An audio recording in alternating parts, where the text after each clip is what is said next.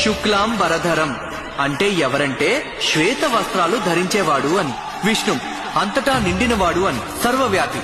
శశివర్ణం అంటే ఆయన వర్చస్సు చంద్రబింబం ప్రకాశం కంటే కాంతివంతమైనది అని. చతుర్భుజం అంటే 4 భుజాలున్నాయి అని.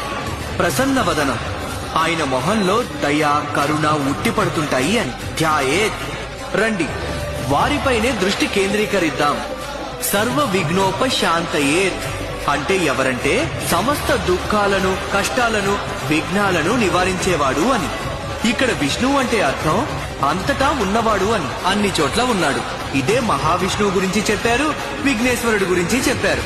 అయితే ధ్యాయేత్ సర్వ విఘ్నోపశాంతయే దీనికి అర్థం ఏమిటంటే ఆయన్ని ఆరాధిస్తే సమస్త దుఃఖం కష్టం విపత్తులు ఆపదలు బాధలు ఆటంకాలకి కారణాలు తొలగిస్తాడు అని.